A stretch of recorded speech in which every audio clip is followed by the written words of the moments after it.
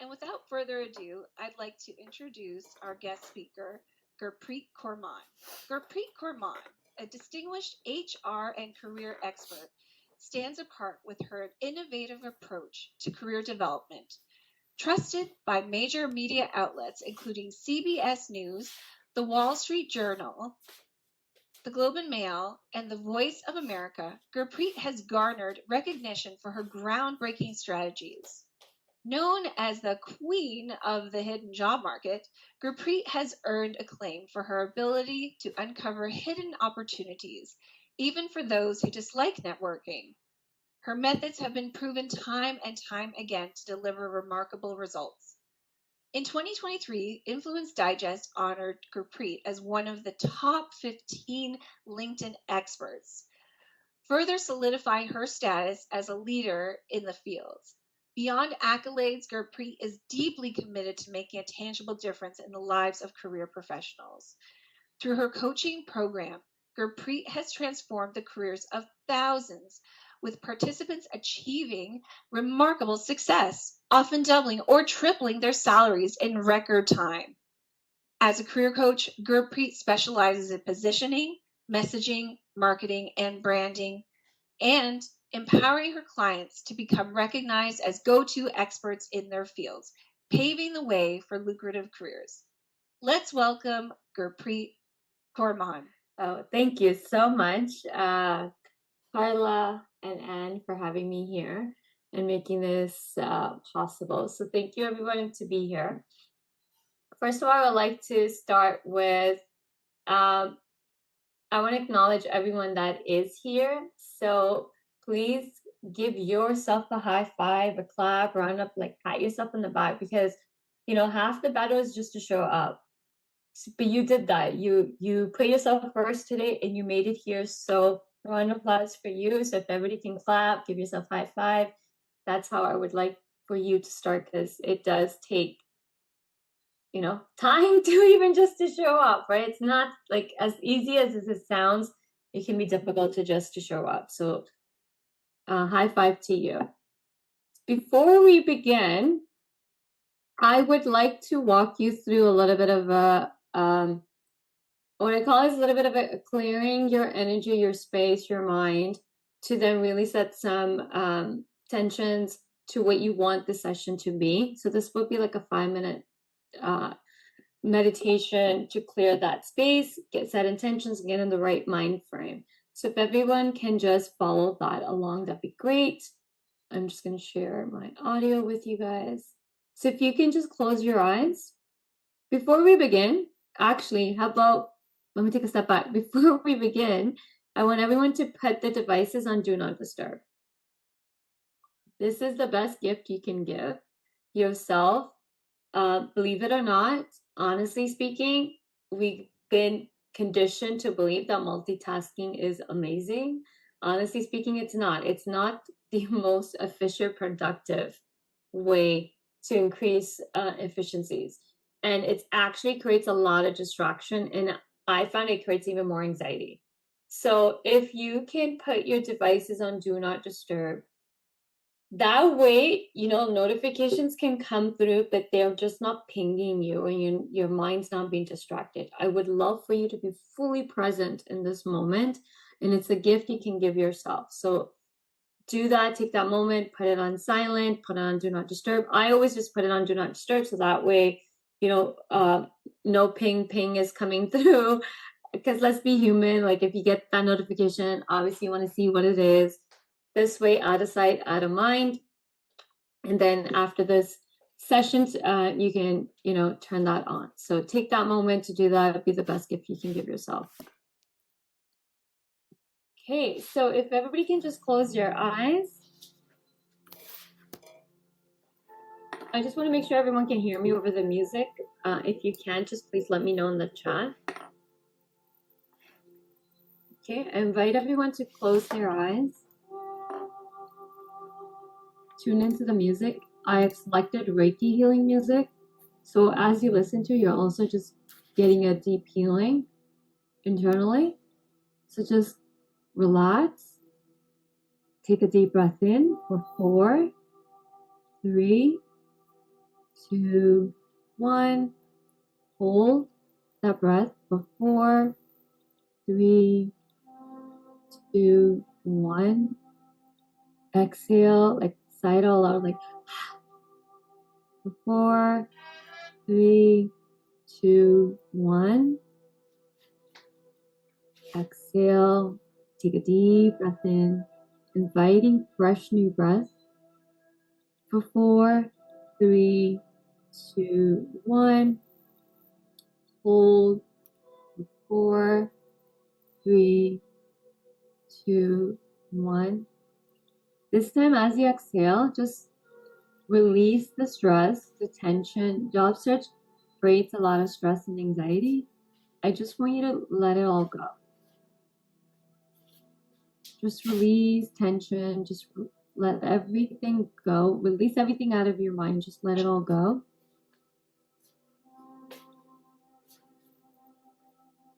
Let's take one more round of deep breath for 4, 3, 2, 1. Hold that breath for 4, 3, 2, 1.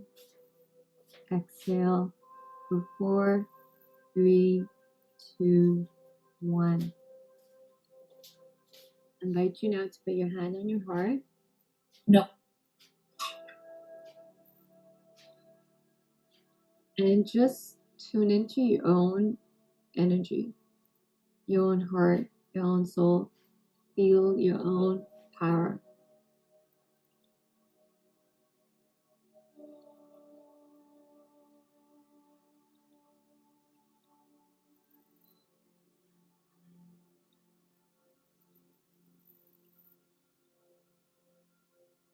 And from this space, I invite you now to set intentions of what are you seeking out of today's session? What do you most need?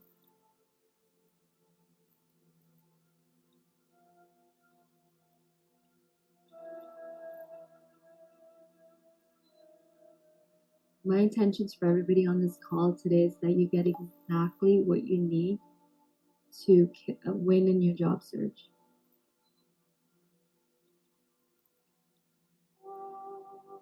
And whenever you're ready, I don't want to rush anybody through, so set your intentions. This actually will help really customize the session to be exactly what you want it to be. That's how much power we as individuals hold. Whenever you're ready, feel free to open your eyes and we will begin.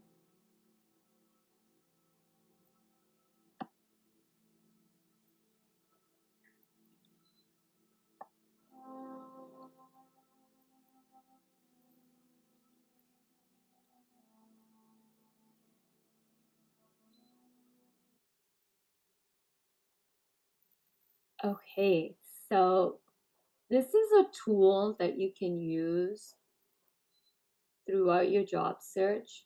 And it's actually a great tool to use because it, one, calms you down. It relaxes you as well. And then the intentions, getting really clear on your intentions help shape your reality. And this also helps create the job search results that you want. So leading your job search with intention, like intentionally leading, so be attention with your job search. I saw some questions in the chat, and when you come from an intentional space, the experience of the results you're going to get are magical. But when we come from a space of stress, anxiety, overthinking, we just create more of that in our reality. So I would love to say is this is something you should put into practice on daily and be very intentional with everything you're doing, especially with your job search. Just because you want to end up in the right job, working for the right employer, for the right boss, in the right environment, last thing you want is to end up in a toxic work environment. That's why getting clear on what you want and being intentional with it is so important. We all need a job, but we also want to be in an environment where we thrive and we feel safe and we feel happy and we love who we work with. So get really intentional with that. Okay, so let's begin the topic.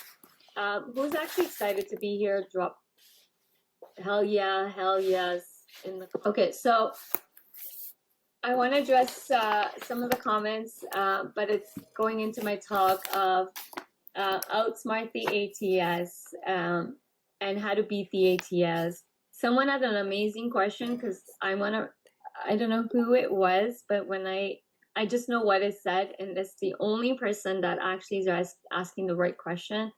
How do I make my resume compatible to ATS and human? I want to give a shout out to that person that wrote that comment, because typically what I found is everybody focuses on the ATS and no one focuses on the human. Because there's two parts to this. There's an ATS and then there's a human being who's going to read your resume. So you do need to, okay, I don't know how to pronounce your name. Rodol? Is it Rodol? I hope I'm pronouncing your name correctly. But yes, you asked the most smartest question when it comes to this whole ATS game. So I always first thing I always like to say is, if you really want to outsmart the ATS and you want to beat the ATS, don't apply to a job.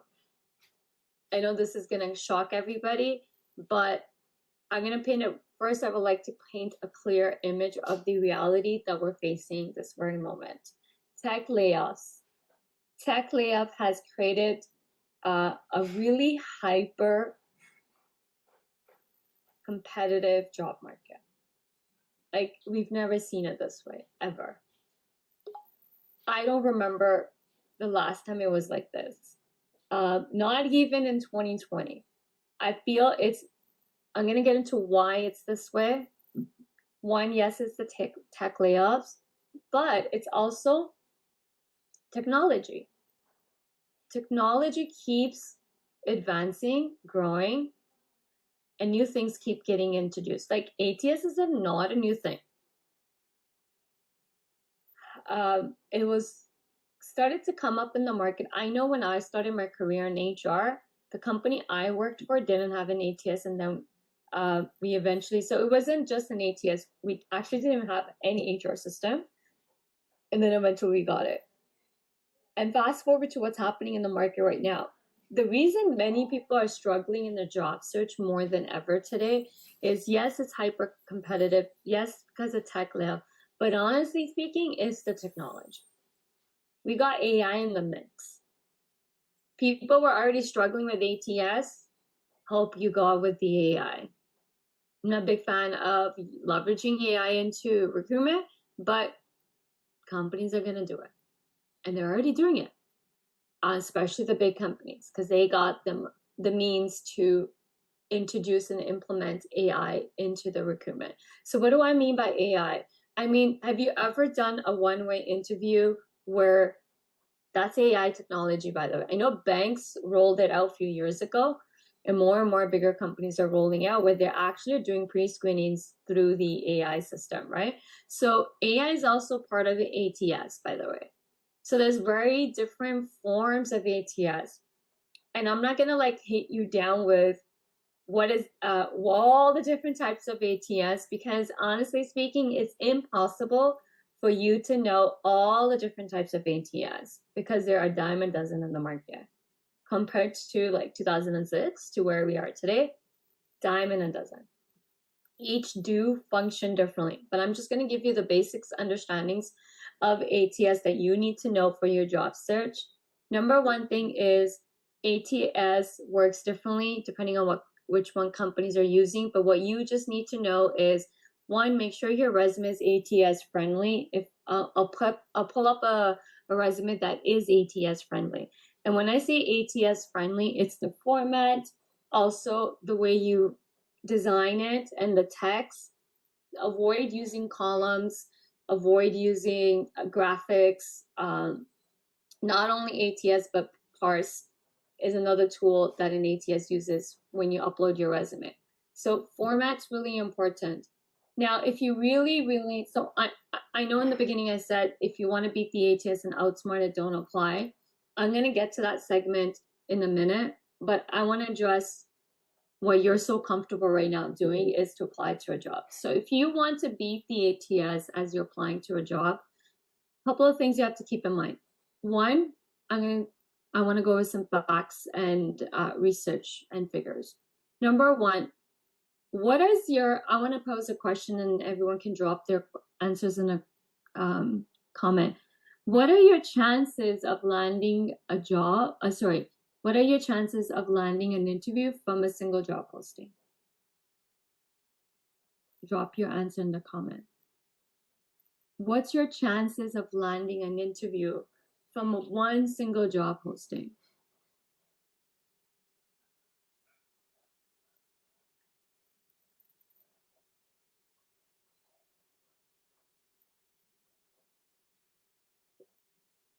Okay. Oh, someone nailed it. Sandra, 3%.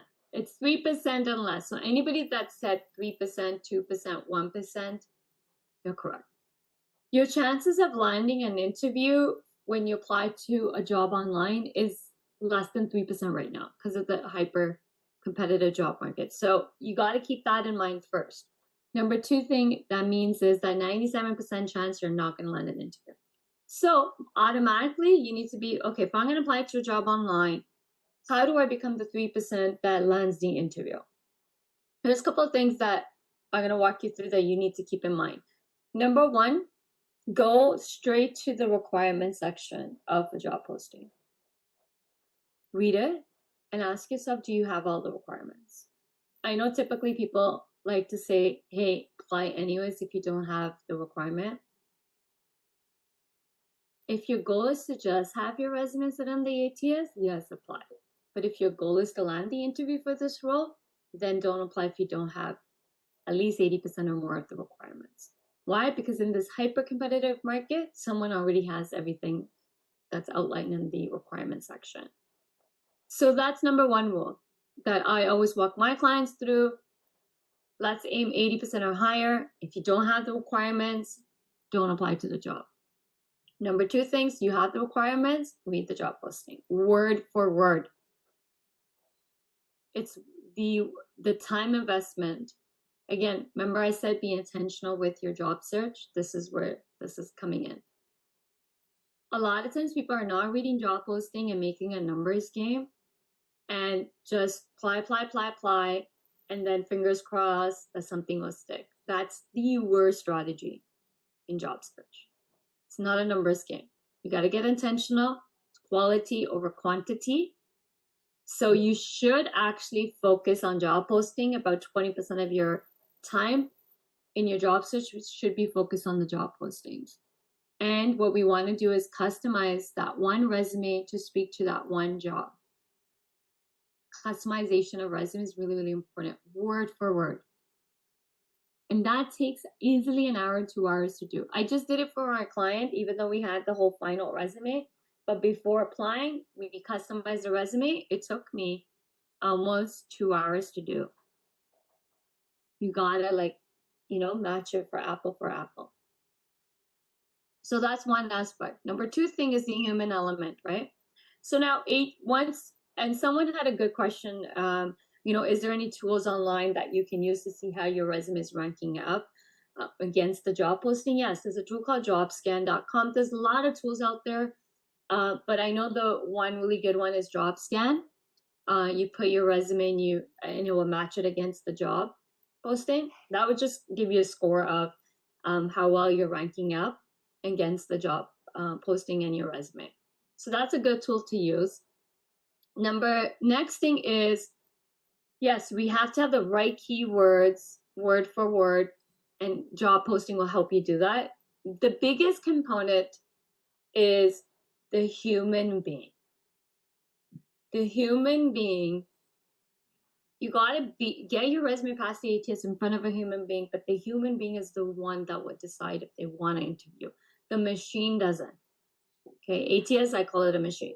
The ATS is not, ATS, depending on which ATS company is using, but just keep in mind that goals should be get your resume in front of a human being when you are applying to jobs online. That human being is the one that's going to decide if they want to interview you or not. And the art to that is you got to get really good with words. Words are so powerful when we use them correctly. So the emotion that someone needs to feel when they're reading your resume, we got to invoke emotions. The other big thing is the human beings make decisions based on emotion. Whatever emotion it's going to be based on an emotion. So the goal has to be that we get them to, one, we have 5 seconds to grab a reader's attention. We have another 5 seconds to keep it. This is where getting them involved in our resume storytelling is so important. So we hook them. We got to hook the reader. And then we got to take the reader on a journey. And the reader needs to be able to visualize it, picture it, feel it, smell it. So the 5 senses of a human is what we always need to hit on when we're using words, resumes. And then the biggest 2 emotions we want to invoke in the reader that's going to get them to call us is, oh my God, this is the perfect candidate. And then FOMO, fear of missing out. Oh my God, if I don't call this person, someone's going to pick this person up and I'm going to lose out on a great candidate. So that's what a resume should do. I'm going to show you how a resume should look like, which would be ATS friendly version. There's a couple of ways to, there's other versions, but I'm going to show you ATS version that I just did. This is like newly done, fresh off the boat. Now, the reason I'm going to walk you through this, I want you to look at the words. Common words people are using on their resumes. Everyone uses result-driven, problem solver, ambitious, driven, inspiring, innovative. A lot of people's resumes read the same way. If you just look at this resume, what I'm showing you in the beginning, I guarantee you it doesn't read like anyone else's resume. This is customly written resume. This is, okay, so what does ATS friendly resume looks like? This. You have text, no columns, even your skills, there's no columns. This is like the basic ATS format. So that it works for every ATS regardless of what ATS the company is using. Next thing is the human being, which makes it, we gotta have white spaces in our resumes to make it easy on the eyes and it's easy to read and navigate that. So if you look at this, we have used a little bit of color to, again, grab attention. And then there's uniquely, the words they're impactful, they're grabbing attention. And then it's like, oh my God, like this person can increase revenues by 130 million, like quantifying, matrix, numbers. The biggest thing is you gotta speak money language. If you want to land interviews, you gotta speak money language. Bottom line of every business is they're in the business to make money and profits.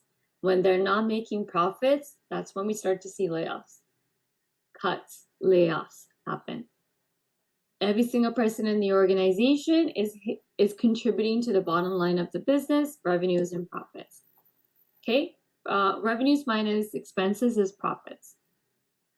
Even like service-based, I know this is a sales resume, so I know a lot of people are gonna be like, well, this one's easy because sales is hitting revenues. But even me as HR, I contribute to revenues, I contribute to profits. Cost cutting, saving overhead, cutting labor costs, streamlining processes, taking manual processes and automating them. That is all, I have a formula called money plus time plus savings is how you be able to quantify, and that's the value you bring to the table. Okay, so start to ask yourself, how are you generating money for organizations? Where are you cutting costs? Where are you speeding up time? So money, time, savings, right? So where are you saving? Where have you increased time or decreased time? And then the money is a little bit easier once you know those two things. Okay, so remember what I just said. Money, time, saving. We need to have these numbers in our resumes, but also how we talk. You gotta hit everybody on the numbers. And the biggest thing to do that is you need to know, what are you exceptionally great at? What are you an expert in? What have you mastered? You really want to beat the ATS and you really want to land interviews, this is how we do it. We can't be and sound like everybody. Honestly speaking, the worst thing to do is grab templates from online, the free sites, because you're going to sound like everybody else. And then, oh, the love of ChatGPT. ChatGPT is a tool that needs to be used for brainstorming, but don't use it to write your entire resume. Okay? Now, my biggest talk is, well, how do we beat the ATS? How do we outsmart? So in the beginning, I said, if you really wanted to do this, don't apply to jobs online. And I'm going to show you a better way to job search to beat the ATS, and it doesn't require applying to jobs online. Now, why am I saying don't apply to jobs online if you want to beat the ATS? Let me share some stats and figures. Job postings make up, how many people, take a guess of how many jobs actually get posted? How many jobs actually get posted? Take a guess. Yeah, up to 20% of jobs actually get advertised or posted. 80%, research shows 80% don't get advertised and posted. So now that you know this number, where do you think your odds are greater to land a job? In the 20% or in the 80% market? 80% is what we call the hidden job market, non-visible job market. 20% is the visible job market because it's visible to everybody. Where do you think your odds are greater when it comes to landing interviews?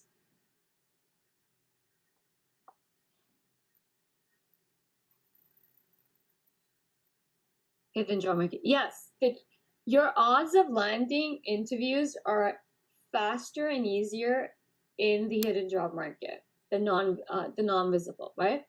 Now, this is why I said 20% of your focus should be on job postings. So remember the strategy. I call it the 80-20 rule. So remember the rule in your job search.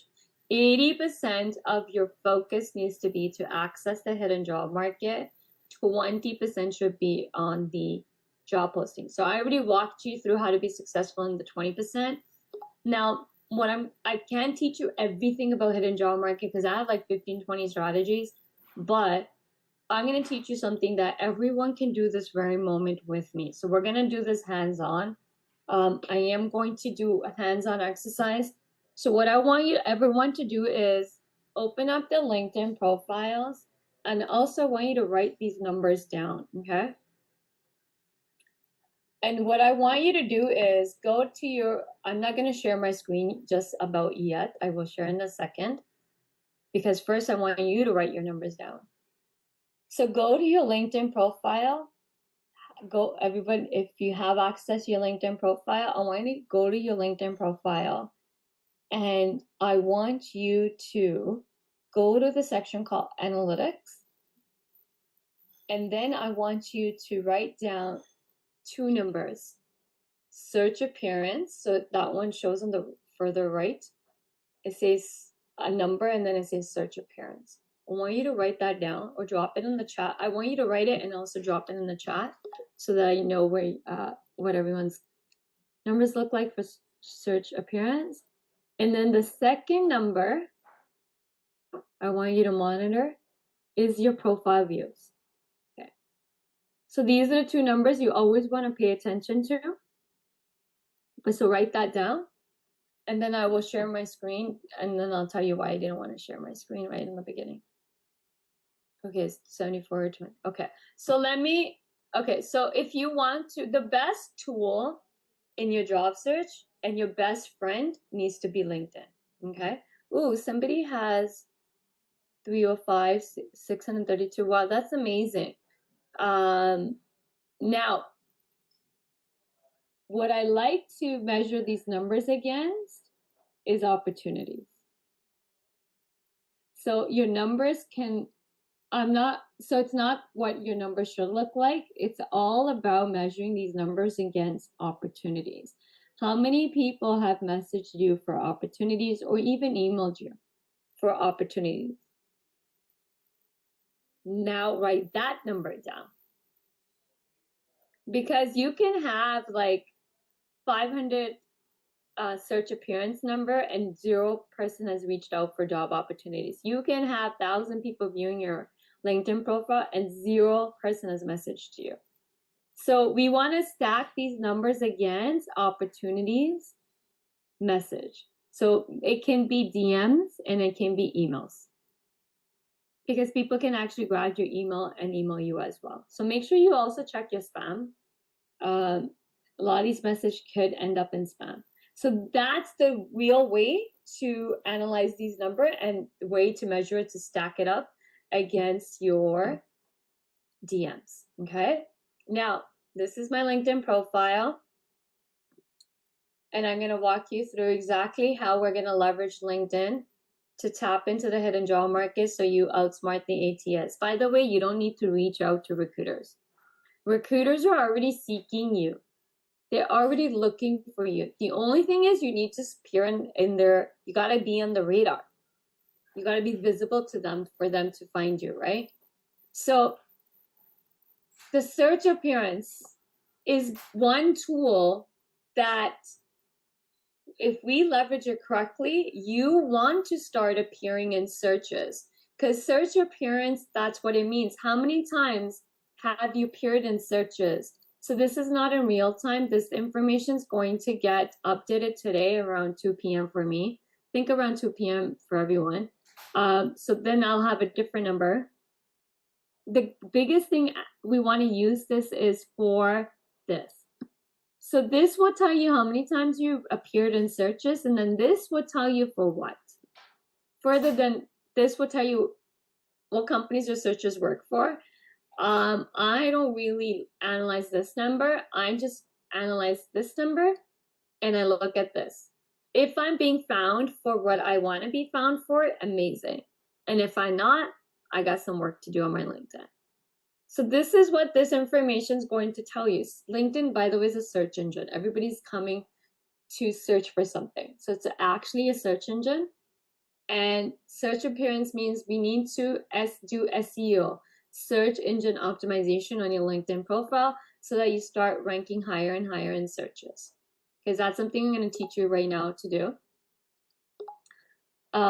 And then profile views is how many people viewed your profile. None of these numbers will mean anything if no one's messaging you. So I always say on LinkedIn, the real action happens in the DMs. DM or emails. Okay. So someone can easily get your email and email you as well. So we want to stack that up. I always, when someone emails me, I always ask them, how did they come across me? How did they know me? And it's always LinkedIn. So how do we start making our LinkedIn so that we start appearing higher in searches?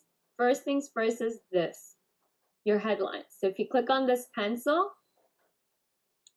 and if you go to your headline, you'll be able to, what we want to do here is, so before I teach you how I did it, I like to just get people to do the basics and master the basic to get to my level.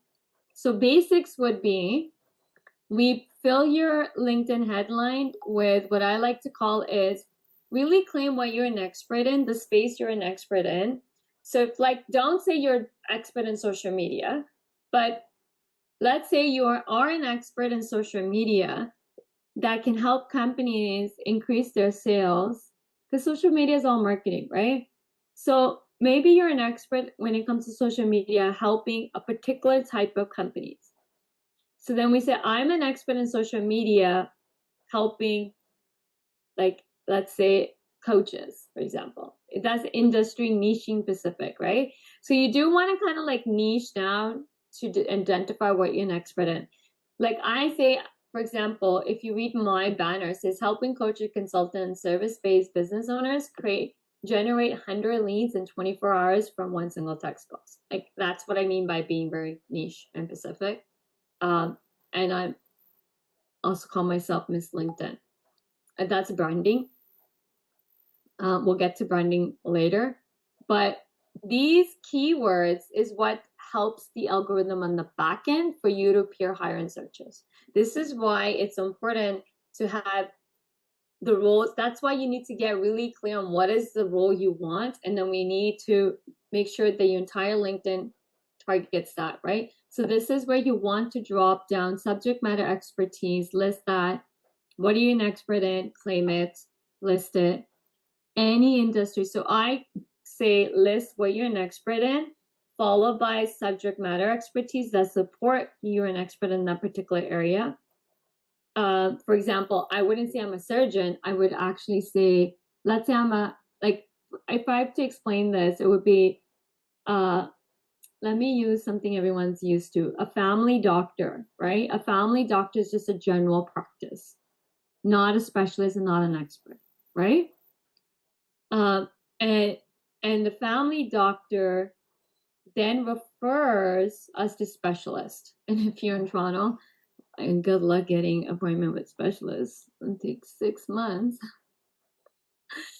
So who makes more money, the family doctor or the specialist? So let's say you have a skin issue, you get referred to a dermatologist, right?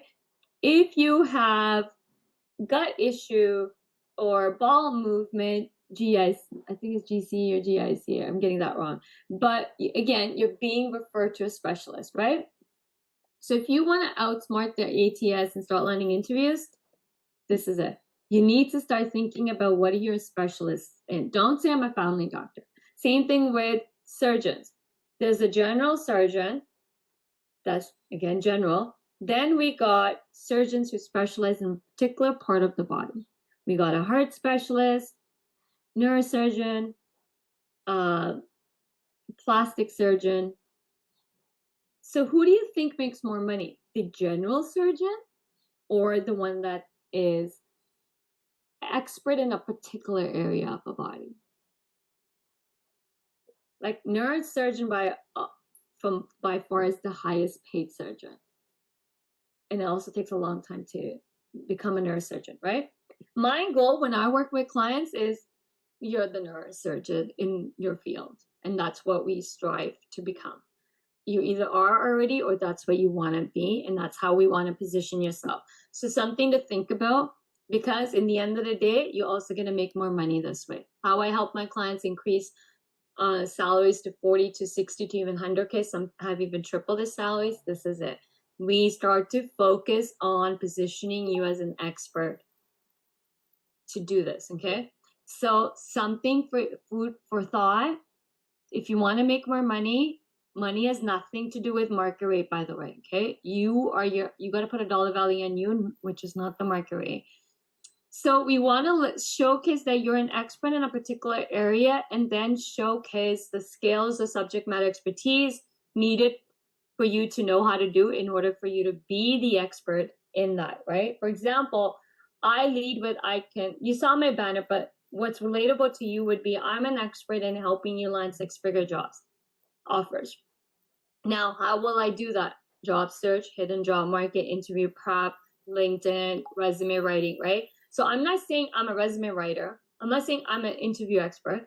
I'm not generalizing and saying I'm a career coach. I'm being very specific in what's my expertise as a career coach. I do use the word career coach, but I'm being very specific, right? I'm claiming my expertise. Now, expertise has nothing to do with years of experience. So that's what you want to do here. And then you want to maximize what's called a section called top skills. This is introduced in the about section.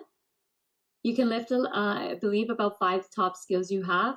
And then for each role, I didn't do this, but for each role, you also want to maximize this section. So for example,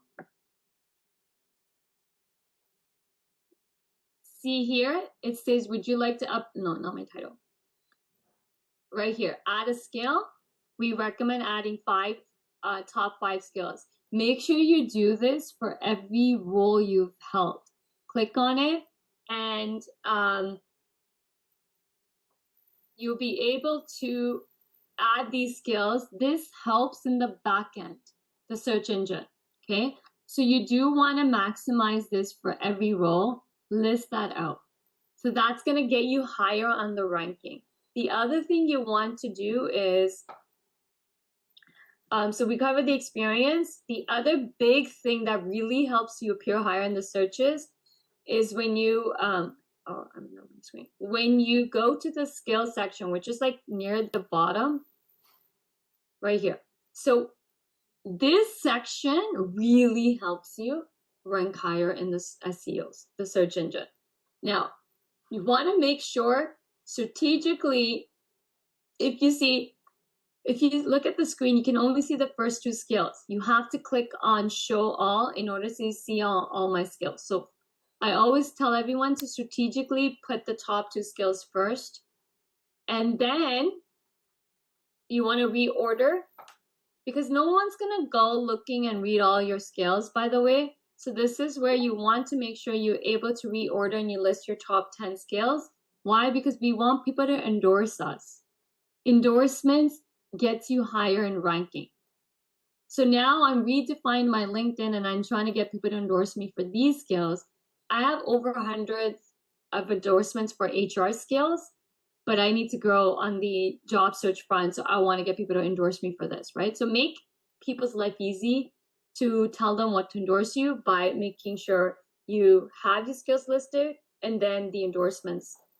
Now, best thing to do if people want to get, if everybody on this call did this for everybody today, you can easily get 100 endorsements in a matter of minutes. That's the power of leveraging community. So here, if everybody here drops their LinkedIn profiles, don't just drop it. Have a message, say, I would love for you to connect with me, also endorse me, and I'll endorse you back. Drop your LinkedIn profiles. It's simple. Click. Here's how to correctly do it, because on the chat of Zoom, if you don't do it this way, it won't be clickable. So if you look at now how I dropped it in the chat, that link is clickable. I just copied my URL from the browser and I dropped it into the chat. So there's 162 people on this call, but let's say even 100 people endorse each other, you can easily get 100 endorsements, and I guarantee you're going to skyrocket and you will see this number get higher. Okay, now, so that's the search appearance. The other thing is, what you want to do is you do want to make sure you use a banner that is very clear. I do have, I give templates away when I'm coaching to my clients on banners that are easily designed with the framework. You don't want to, I see a lot of people just grab stuff from Google Images or Canva, any basic, and that call it a day. You don't want to do that. This is where you can really capture someone's attention to then get them to take action. No one's going to go read your entire LinkedIn profile, by the way. This is why this first, I call this a box. The first box is so important. You want to make sure you have a clear statement that says who you help, what they're going to get, what's the results, right? Then you want to have a clear, nice image. Very clear. We can use AI. By the way, I did mine from AI. I already had a nice headshot, high quality. I put in an AI to just soup it up. So I used the photo leap to do it. And you want to make sure you do that. You also want to record your name. This is a voice note. Leverage that. This is where we're getting into the 5 senses. See, touch, smell here. See is the visual. This is how we can capture the hear. The taste and the touch is the illusion we want to give them as from the words, right? Take them on that journey. So when someone sees your LinkedIn profile, they see your lovely face, you're smiling, it's inviting. They see who you work with, and then you can list all your like awards and stuff like that. Like I just list all the publication and stuff. And that alone can capture people's interest to want to message you. Now, if you really wanted to capitalize on LinkedIn, here's what I would suggest. These are the two things you must do. The other big thing that I feel people underutilize is the getting engaged, engaging with other people's content. I don't mean you getting engaged, I mean engaging with people's content. Now, let's say your industry is HR, okay? Here's a quick way to find, let's do HR. Here's a quick way to find posts. You can type it in the search. I did the hashtag, and normally you'll find any post that has the hashtag HR, or click on post, and then it'll filter through. And then see, this one has a hashtag HR. So that's another way to do it is, or I can just remove the hashtag and just call it HR, and then type in and have it filter through post. So what you want to do is start getting super active on LinkedIn. This is how we create awareness that we exist. And that's what's going to get you noticeable really fast compared to applying to jobs online. Start speaking and talking, writing comments on people's posts. You can filter through the subject matter expertise you have, so you can actually write comments on that. You can also attend events.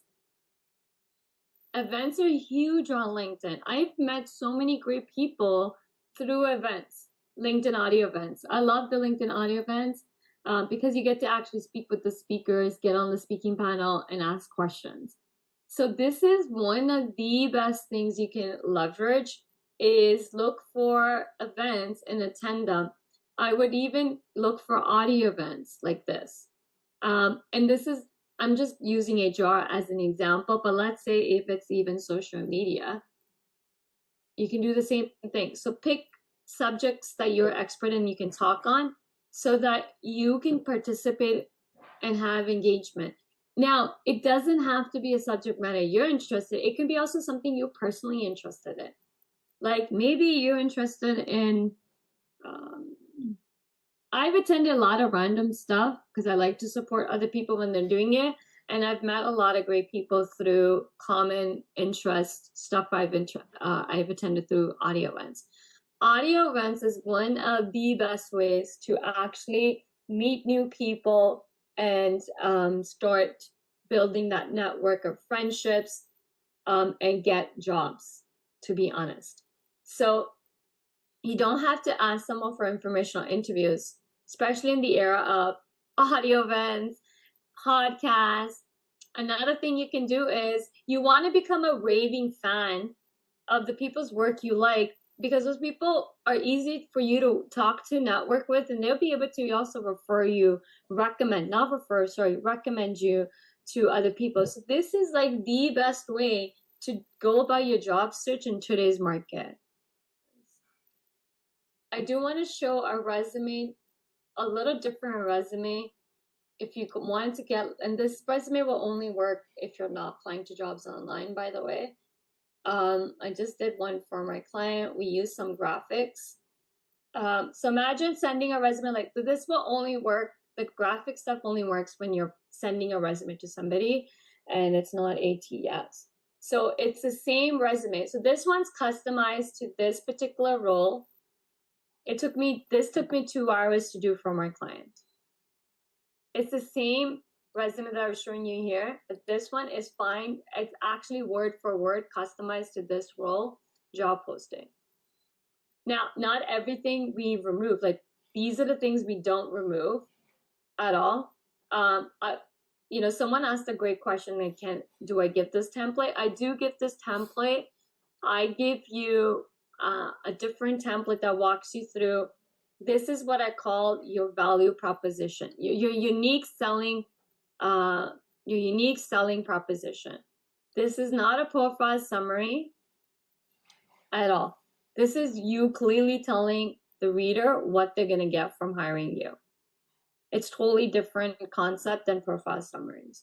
So this is a little unique way of grabbing attention. I've done it where I've even used logos.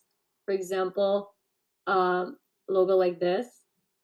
This is a rough draft that I'm showing you, but this one has a logo, so we interchange things. So there's little ways also to, this is a six-figure resume, meaning this person is aiming for almost 300 to 500K role. And if you just pay attention to the wordings, it's so important the language we use and words we use, okay? So if you really want to beat the ATS, honestly, I'm going to tell you is not to apply to jobs online right now.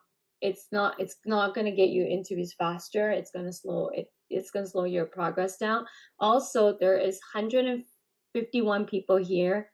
This is your opportunity to meet 152 new people. And how many people are engaging with that? Gurpreet, I'm sorry to interrupt you. You asked if anyone had any questions. Oh, yes. And I can see there were some really great questions out there in the chat, but I actually had a question. Sure. By the way, I am sure that the others in this group appreciate all of the incredibly insightful information that you've provided us today. My question is, I noticed on your resume sample that there are colors. And so obviously, as someone who knows a thing or two about the ATS myself and knows a lot about how to crack the ATS, I never suggest that people use colors because I thought the ATS does not use colors. But there you are using this beautiful blue color. So I'm just wondering your thoughts about that. Is there something I missed? Is there some technology that's been updated that I'm not aware of? Can you please share your thoughts on that? Yeah, thank you for asking. ATS doesn't read graphics and columns, but nothing to do with text color. That's the first time I heard that. Really? People just don't I've heard people not recommending people using color just for, keep it black and white. But ATS has nothing to do with color, font colors, no. Because text is text. The reason I use color, I started to do this what year? Because here's the concept of why I do resumes uniquely. It started with me, myself. I'm not a black and white person. You can tell? Can you tell? My closet color. I'm not black, white, gray. It's not me. My friends can tell you if they go shopping with me, I never let them pick up white, black, gray. Like, come on, color. So that got me thinking, like, my resume doesn't show me. Black and white's not me. So I started getting really unique with my resume. But I did it, if you look at it, I did it very subtle. So it's not like boom in your face, but it's also like subtle to the point where it grabs attention because it's different. Everyone does it black and white. You don't have to do what everyone does. You can add your own flavor and color. But yes, ATS, by the way, ATS has grown in an advance that there are ATS that can read columns, can pick up graphics and all that stuff. But you're not going to know which company has that and which company doesn't. It's, Taleo is like a mother of all ATS. But instead of, I didn't want to tell you all the different ATS and what they can read. I'm just making life simple. Black and white, not black and white. ATS reads left to right, but it doesn't pick up things in like headers, columns, and graphics. But color, now you got me thinking. I have a friend, I'm going to get her to put my resume in her ATS and see. Because color, I've never heard of color being an issue. At all. At all. That's helpful, Gurpreet. Really, I've been using color. And I've been using color since 2010. No, way before that. But like my headlines would be a little bit of a color because I'm a color person. But one point I got super creative, and I even had QR code on my resume. QR code, I put it in the header. Now everybody knows what it is. Back then, a lot of people didn't know, so I always prompt someone to I use a lot of little tactics to grab attention. But thank you. Yeah, that's a great question. So there was one. Okay, here's the one that I found. It was somewhat recently asked. Actually, I can't find it now, but I will do my best to word this. So someone asked about the importance of saving your resume as a PDF. But the question was, by saving your resume as a PDF, does it affect being picked up by the ATS? Because I'm not sure that the answer to that. I wouldn't think so, right? No, not at all. You do want to save your resume as PDF because also, if you notice, the one other reason, a lot of people prefer it that way anyways. So PDF file is readable by ATS. Number two thing is, it removes all that grammar and spelling thing that I was highlighting on mine. And then I don't want to change that because that's just a particular language I want to talk in. That too. If someone said, like, how do you, okay, if everybody wants a guarantee way to beat the ATS, I don't talk about this anymore just because that's not my focus, because I work with people who wanting to land six figures. So we don't care about the ATS because six-figure jobs are not posted. Barely will be posted. I'm going to share this hack. Many years ago, I've done this. I used to tell people to do it and it used to work like magic. So don't hold me against if it doesn't work. I'm just going to get it out there, try it, see if it works. One of the best hacks that I used to do, and then I started telling other people to do, was copy paste the entire job posting. I did that too. I was dying to talk about. I copied and pasted, not to interrupt you, and it worked for me. Because I was like, I've got nothing. It worked. But what I did, Gurpreet, I'm not sure about. I love chatting with you, by the way. This is so much fun. I copy and paste the whole thing super small. So and I put it in the footer, and I made it white. Now everything else in my resume was tailored for that job. But it actually worked, and I've told people about this. It works. It works, but I wouldn't recommend it necessarily because it still felt kind of weird. It felt like I was literally. But it's kind of like, you just want to get your resume in front of a reader. So I used to, because my focus isn't the clients I work with, that's not our focus. But because I saw a question, I was like, okay, like what I used to do was I would never put anything in a footer, but see how this last page always has some space left. So imagine copying and pasting, and this is why you want your resume in PDF, by the way. So I would copy and paste it here, and then make it small, super size, and then turn the font into white. So I'm just gonna take this for example, okay? I turn it into white. And then it blends in the background, but I convert this into PDF, so no one's going to actually know there's text. So imagine if I'm reading and my mouse is going, and let's say I did this, there's text, right? PDF, you can avoid that. So that's the other reason you do want to use PDF if you want to use this hack. It's simply you copy paste the entire job posting, minus the company information, but the job description as well as the requirement. That way you nailed it, and you don't have to worry about anything. So yes, so don't hold. If it doesn't work, let me know. It should work like a charm, but that's when you then want to convert it into PDF. Yeah. Oh, I'm so happy you did it too. And a lot of people would.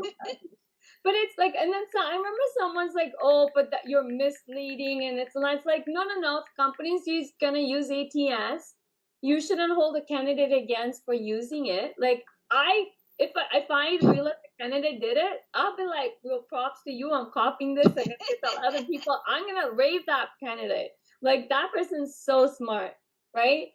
So also don't worry if you got caught. I know I always used to get this question. Oh my God, what if they find out? Who cares? And if you get ruled out because you did that, why would you even want to work for a company like that? You know what I mean?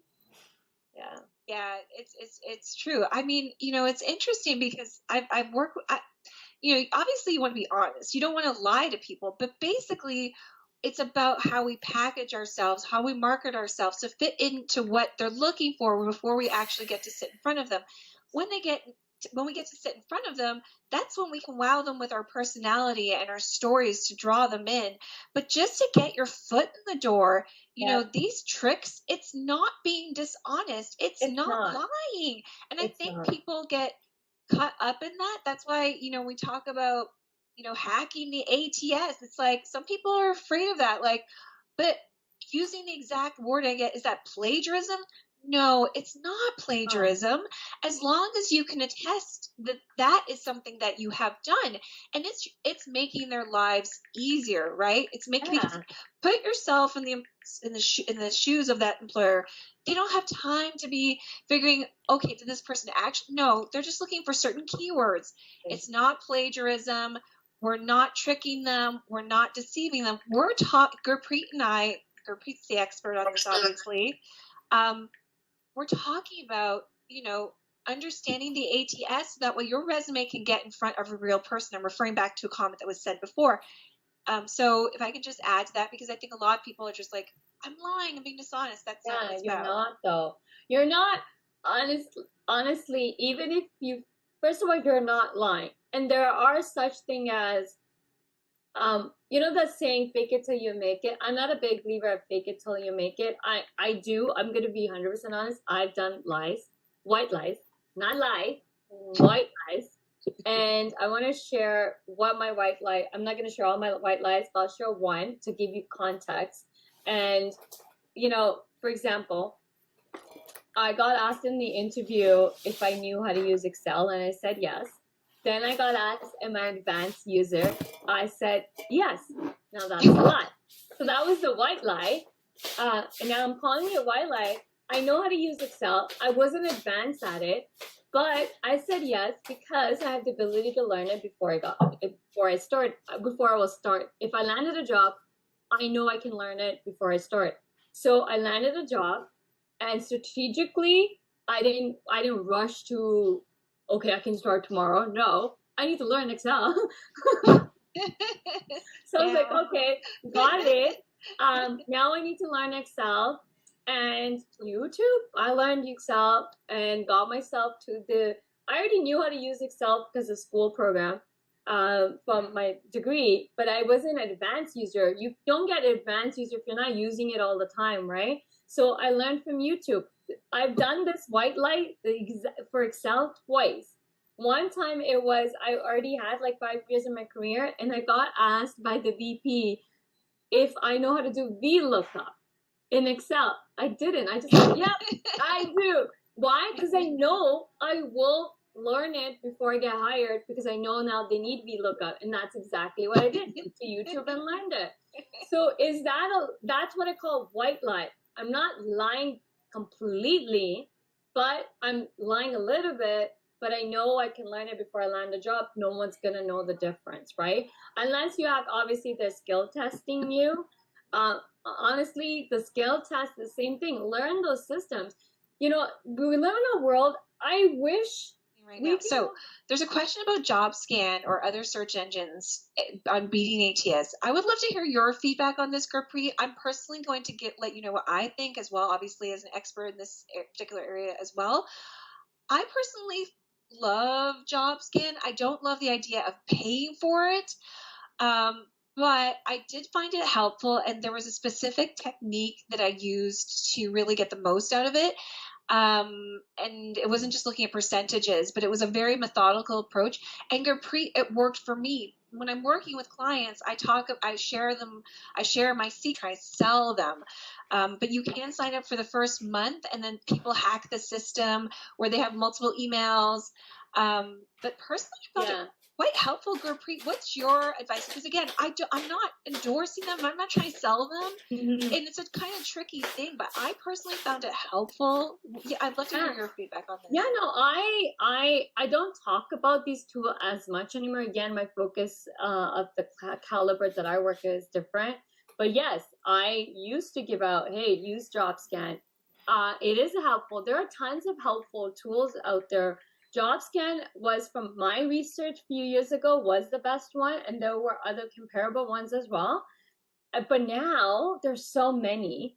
But yes, use those tools. Now there's AI related ones.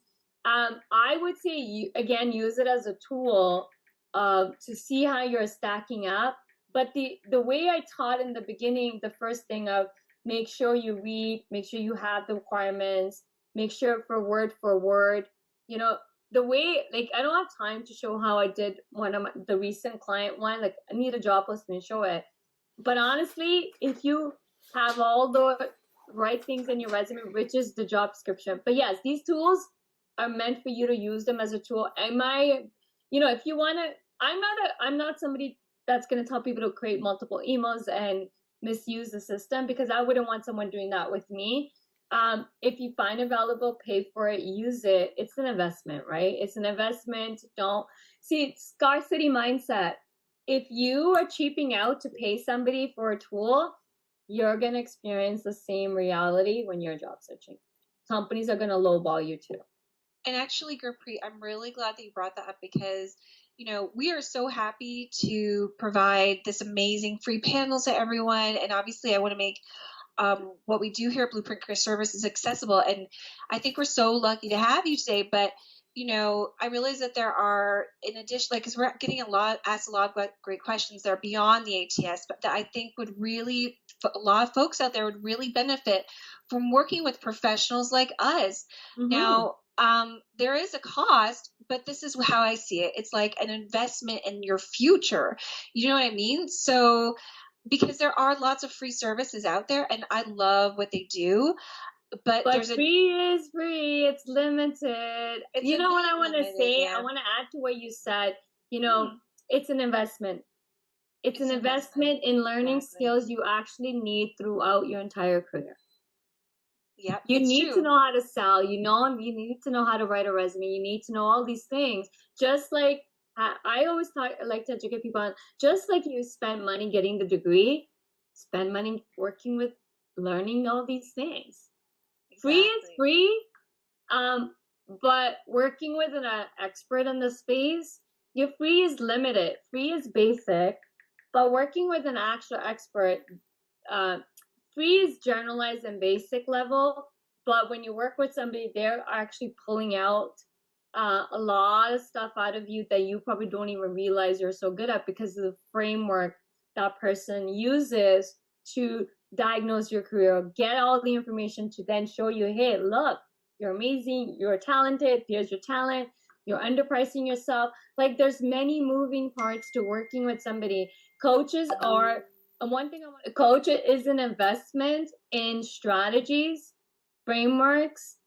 It's going to get you faster than free. Free, by the way, you're going to have to be able to, first of all, it's a lot of time to invest. Number two thing is you have to filter through the advice, because not all advice is going to work. A lot of trial and error. Coach is going to save you all that. Plus, also, you're going to learn the tools and skills. It's a skill that you're going to adapt. And it's something you make an investment maybe one time to learn this, but it pays over time. And then obviously you can always come back to the career coach you work with for other things to work with. But it's just like having a coach for soccer, or you want to lose weight, you go to a nutrition, you want to have clean teeth, you go to a dentist. Why don't you do it at home? Remember, it's like the same thing, right? It is. We'll go to dentists, we'll go to salons and get our hair done. Why don't we dress? Yeah. 1 page, 2 page. Okay. Yeah, but that's been asked several times. I'm really glad you're asking that. And I've seen so many 1-page resume, and and people are struggling to land interviews. And I look at the resume like, first of all, I would never tell anybody do 1 page. Okay, 1 page is art. It is an art to make a 1-page resume. If you haven't mastered writing 2 or 3-page resume, there's no way you're gonna write 1.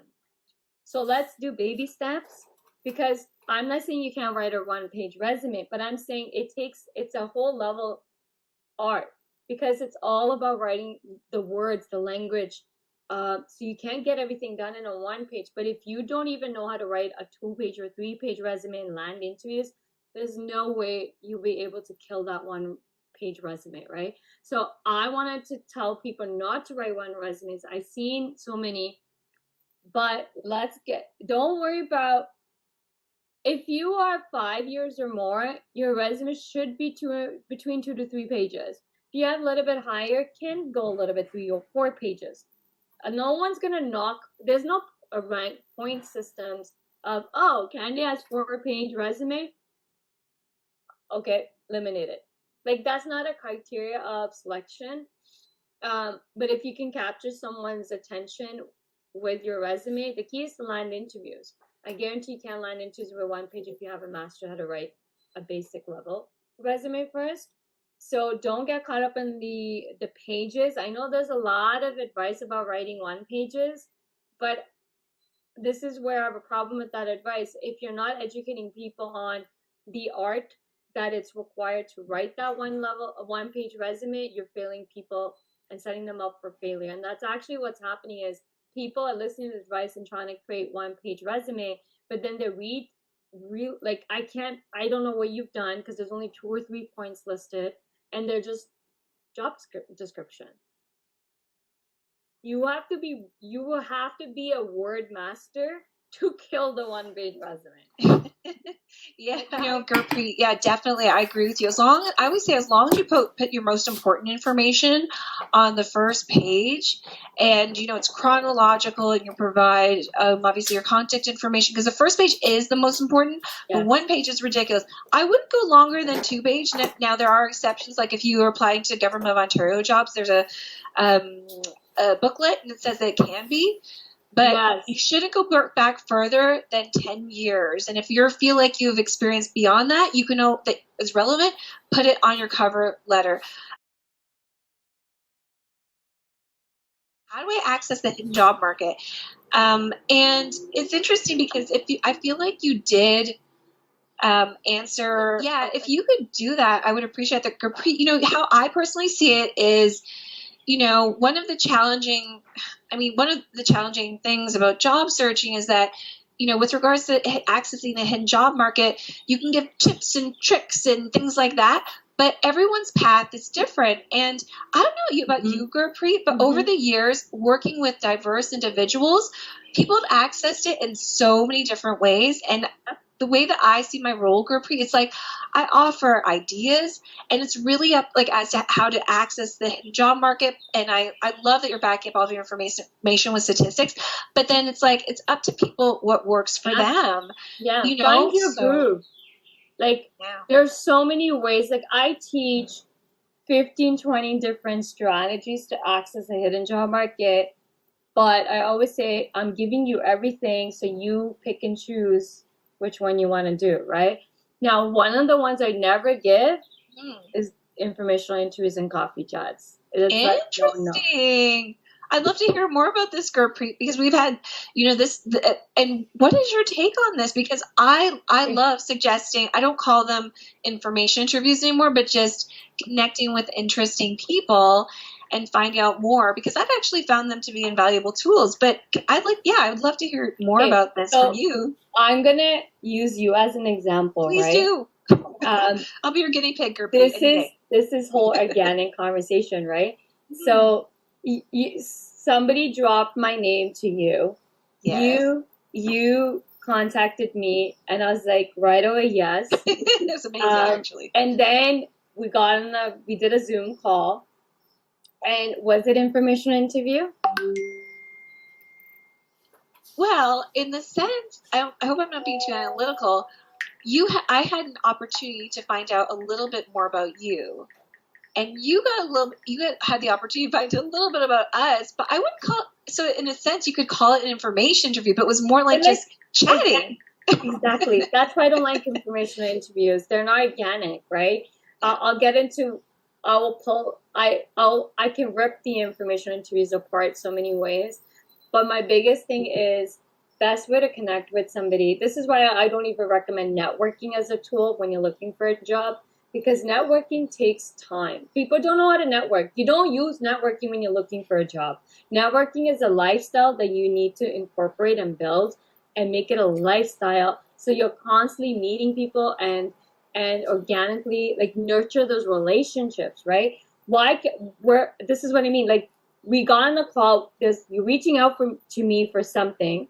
Someone recommended it. We got on a call. But we end up talking so much because you're doing a lot of the work I do. We have something in common, and we're speaking on common things. I don't know. Honestly speaking, I just visited a little bit of your profile, but I don't know anything to say. Oh my god! Like, let me ask you about UFP, or let me ask you a question about this. Nothing. It was so organic. But that's how you build relationships. Is organic conversation. Too many people. This is why I don't like hacks and tips. There's no hacks to human beings.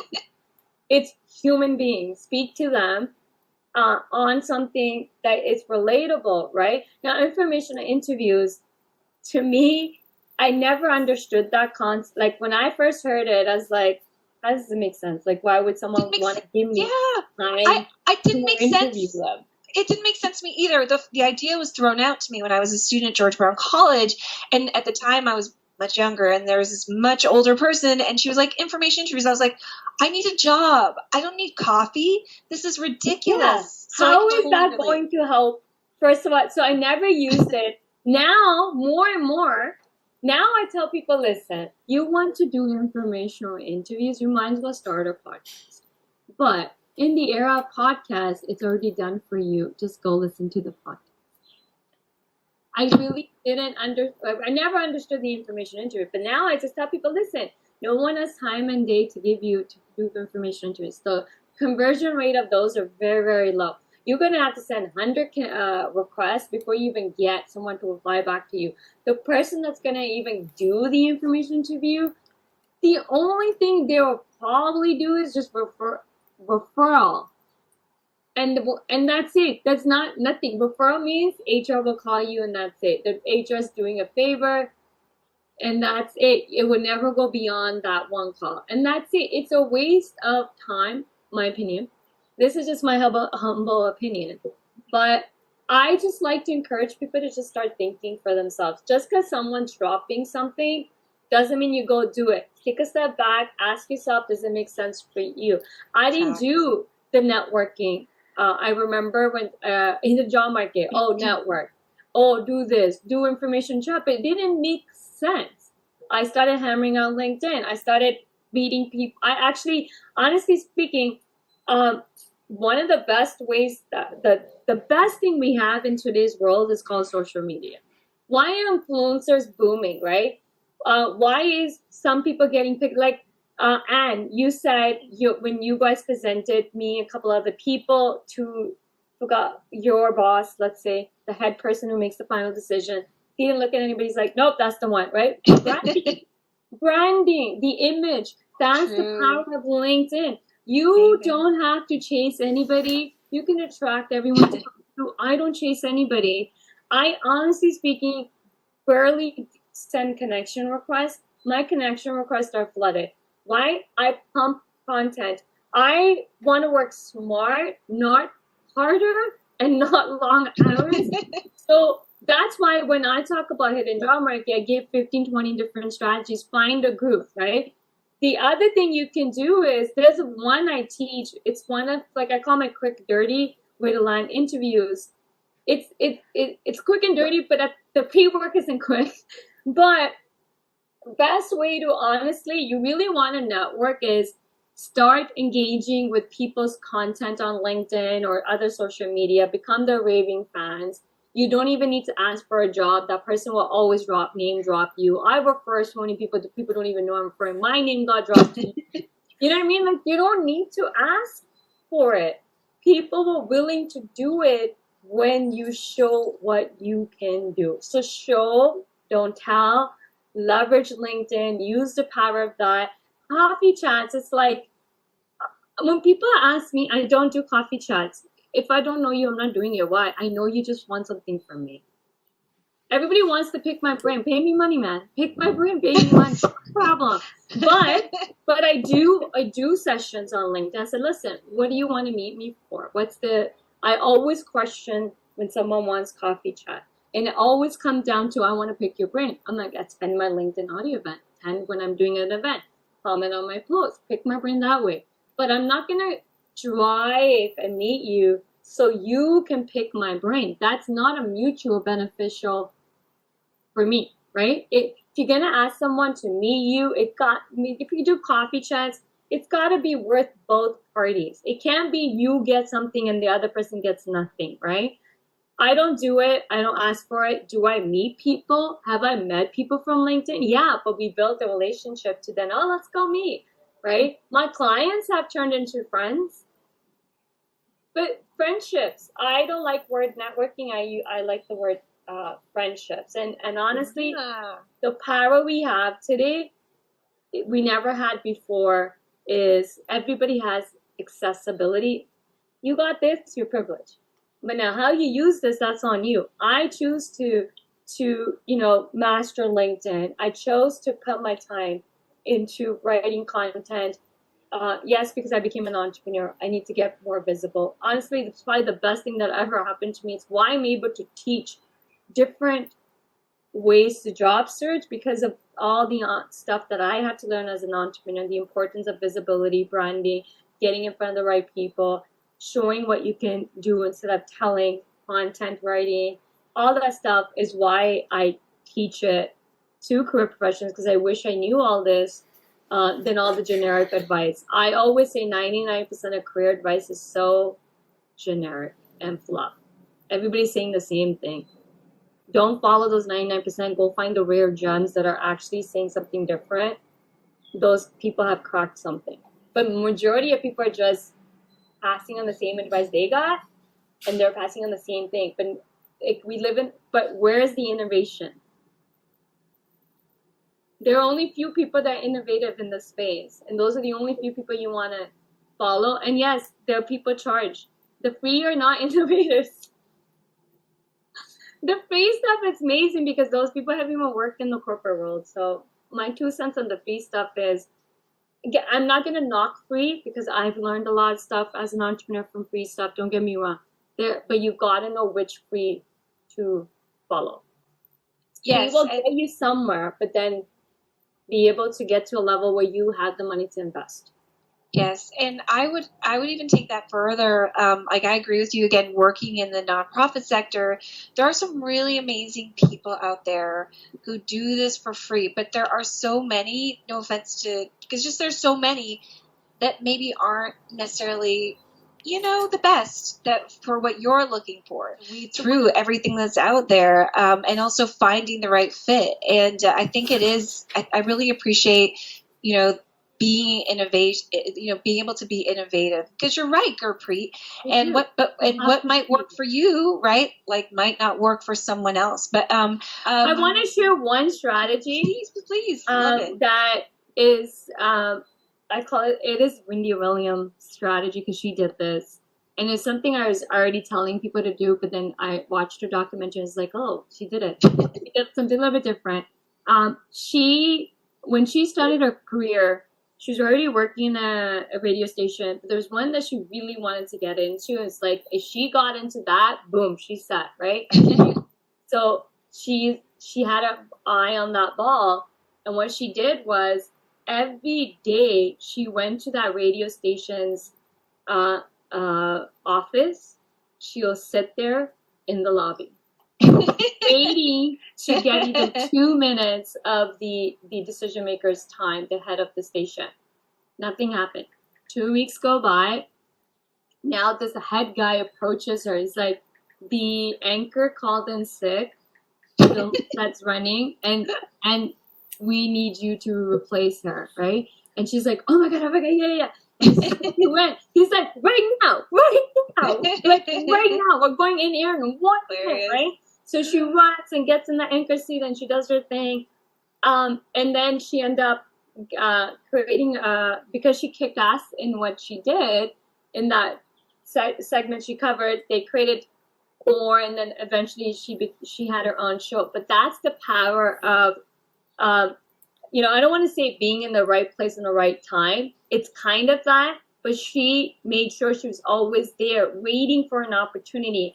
This strategy, by the way, beats ATS. It beats all the online game, right? I do tell people, pick your absolute dream company, that one dream company that you just want to, like how she picked that one station she's dying to work for, and this is what she did. I call it do the same thing, or even hang out at coffee shop right next to the head office every day if you can invest a little bit of that coffee money. Get in front of that company, because coffee shop, people from that company are going to go to the nearest coffee shop. And research shows every day, if you go to the coffee shop at the same time, you're going to run into the same people. Naturally, what's going to happen is you start acknowledging and doing the nod thing, and then that nod hi, then the hi person, how's it going, and then the conversation starts, right? Oh, that's great. That's hilarious. I love this. I am hoping to absorb everything that you provided us with regards to information, because I've learned so much from you. And I'm just so excited to be able to chat with you, not do an information review. Honestly, you're somebody I would always. Oh my gosh, well, you're my shining star. I mean it. I really do. I can't stop smiling. My cheeks are hurting me, Gurpreet. Otherwise, I would go on for another hour. But really, this is all your fault. This is what happens every time I go live. I plan to go for an hour. I end up doing it for 3-4 hours. Anyway, I'm just having so much fun, but I truly hope that this was informative for everyone. So I'd like to say thank you, Gurpreet. You've been incredible. This has been amazing. This session has been recorded. Thank you, everyone who has participated. Please do reach out to me. Gurpreet also suggests that you follow her on LinkedIn, but please do reach out to me as well. So, disclaimer, guys, don't send me a connection request without a note, because I've already maxed out my connections. I do have to make some room to accept new people. But the key is to add a note. I can reply back, and that allows you to have conversation with me. You don't have to connect with me to speak with me. But that's a little hack. You can make sure you do this through a desktop. So if you don't know what I'm talking about, it's basically, you have to, before you send someone a connection request, it will pop up your screen, and then it says either send right away or add a note. Make sure you always add a note. Get in the habit of doing that, because there are people who have maxed out their connection requests. You're not going to know that. And then that person, there's no way to communicate, right? So hit the follow, and make sure if you want to speak with me, just hit the connection, but add a note. So then I can reply to it, and you can speak to me without being a premium member. The email. You don't need emails to talk, by the way. Yes, and I appreciate that, Gurpreet. If anyone else would like to send me a note, send me a message. I think I pretty much accept anyone. But please do. I used to do that. Now I just can't. Well, you can't, because you're literally like massive on LinkedIn. I mean, but you really are the queen of LinkedIn. Clean out, because I want to accept new connections.